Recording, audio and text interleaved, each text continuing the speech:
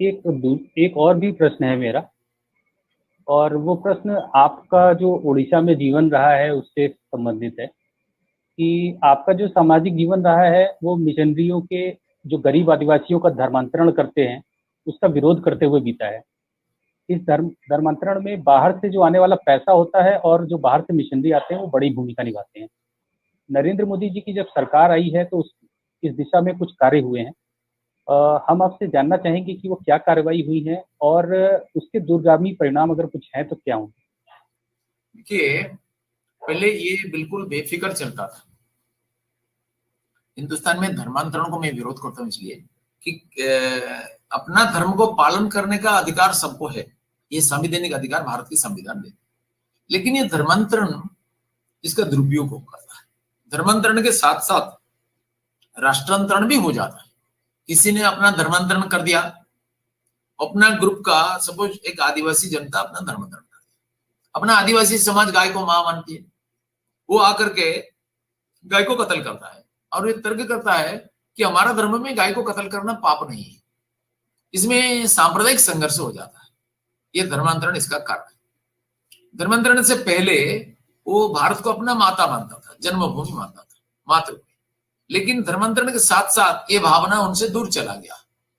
वो मानता है कि मैं कोई फॉरेन लैंड से आता हूं, ऐसा कोई दुर्भावना आ जाता है। इसलिए धर्मांतरण को, स्वामी विवेकानंद भी धर्मांतरण का बहुत खिलाफ थे, गांधी जी भी धर्मांतरण का कुछ बिल्कुल खिलाफ थे। वो धर्मांतरण को राष्ट्रद्रोह के समान मानते थे। इसलिए मैं धर्मांतरण के खिलाफ। हमारा प्रदेश में एक फ्रीडम ऑफ रिलीजियंस एक्ट है, जिसके अंतर्गत व्यवस्था है कि any conversion through fraud, force और allurement is illegal and subject to punishment. लेकिन इसकी व्यवस्था क्या है, इसका इम्प्लीमेंटेशन कैसे होता है? इस कानून के अंतर्गत व्यवस्था है कि हर जिला के जिलापाल, जो कलेक्टर है, वो सरकार को सूचित करेगा by 10th of every month, 10 तारीख के अंतर्गत, कि कितने आदमी किस धर्म से किस धर्म को धर्मांतरित हुए हैं। लेकिन कलेक्टर ऐसा नहीं करते, इनको करना मैंडेटरी होता है, लेकिन ये कानून का पालन नहीं होता है। और इसलिए हमारे सरकार आने से इसको बहुत सारा काम किया है। जैसा कि फॉरेन फंडिंग होता था एनजीओ के माध्यम से, जो ज्यादातर धर्मांतरण में लगता था। लेकिन इसको बंद करने के लिए हमारे सरकार ऐसा व्यवस्था किया है कि ये फॉरेन फंडिंग का सब हिसाब देना पड़ेगा। होम डिपार्टमेंट्स में ये विदेशी चंदा नियमन कानून में बदलाव घोषणा किया है। केंद्र सरकार की ये नियमों की अनदेखी करके जो विदेशी से जो भारी मात्रा में चंदा आता था, इसको नियंत्रित करने के लिए एक राडार जैसा व्यवस्था किया गया और गृह मंत्रालय ने ये विदेशी फंडिंग नियम में ये बदलाव किया। इसमें एक कई मुकदमा भी चलाया गया है और इनके खिलाफ कार्यानुष्ठान भी हुआ है।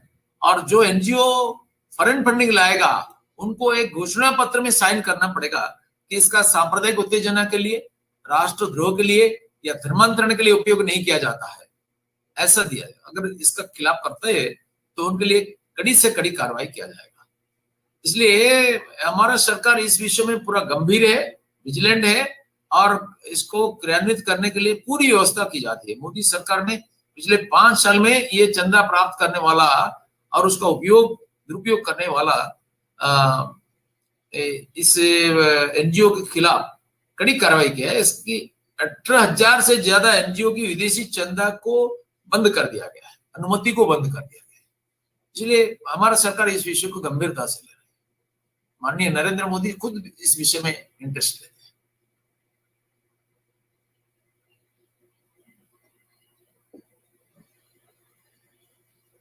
धन्यवाद सर आपका। और कई सारे प्रश्न हमने किए और आपने सभी को उत्तर दिए।